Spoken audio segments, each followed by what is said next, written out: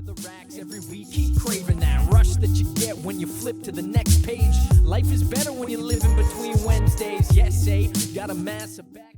What's up, folks? I'm your host, Konrad, on Wednesday Night Reviews, and I'm doing a quick review of Moonstone, an upcoming comic by Canadian writer Paul Veenstra, along with artists John Lee and Mikola Mikey. So Moonstone is a dark fantasy comic that is working very hard to build a cool world right off the bat. The thing that's going to catch you the most, which caught me, is the extremely detailed art. It feels highly organic. A lot of the line work is gorgeous and flows sort of with nature's unusual winding methods, which creates a very organic world. And I absolutely love this. So the first couple pages start off with a sort of a story of the birth of a universe. You know, at first there was nothing, and then there was a great storm, and that's sort of how light and darkness are introduced to the world. And then we see it through a bird. So we're introduced to this beautiful type of bird. I don't know if it's a real bird or not. It looks kind of like an owl, kind of like maybe a hawk. It's got this beautiful white undercoat and then a reddy, almost orange overcoat. And we see it flying through the storm, and suddenly it's attacked by hawks and crows or something in there. And then sort of as it gets through the storm, it sees land in the horizon and it flies towards that land. And that's when we're introduced to our protagonist, or at least it feels like he'll be the protagonist, Myro. So Myro is a prince. We don't know that right away, but we learn out pretty quick.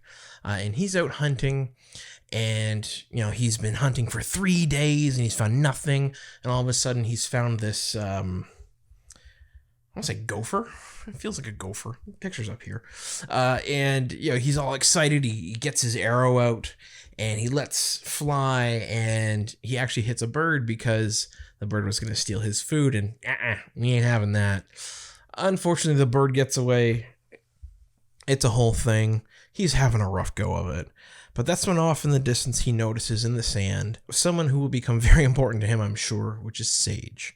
Sage is found naked on the ground, half buried in sand, and when Myro approaches, this bird attacks, and he shushes it away. He picks her up, after putting his cape on her, and he runs to a cave, and all of a sudden these birds come once again, and he finds safety. And the thing that really kept me drawn to this book is not only the fast pace of it, because it keeps moving throughout the whole issue. It never feels like an and then, but it is a, therefore this happens. They got chased, therefore they went to the cave. So it has a very natural flow to it. The art also, like I said earlier, has this very organic flow to it.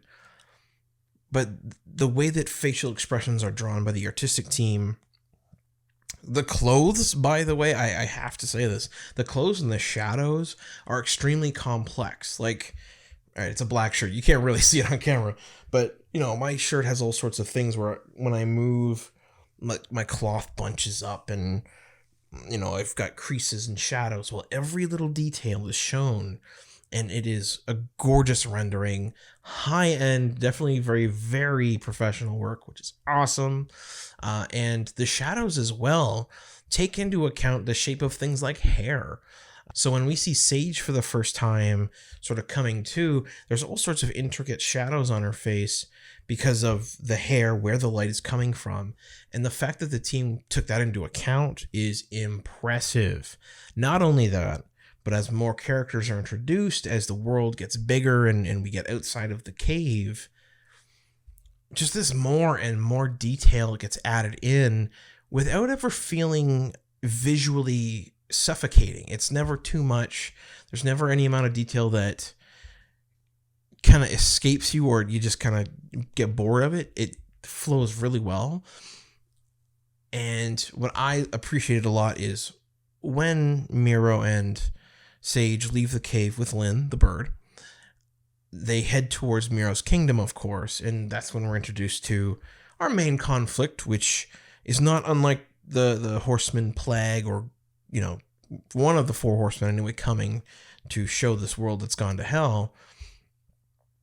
The way that the creative team forces your eye to move around their page is awesome, and it makes it really fun to read. It never feels too much, and the art itself with what they show gets a little gory.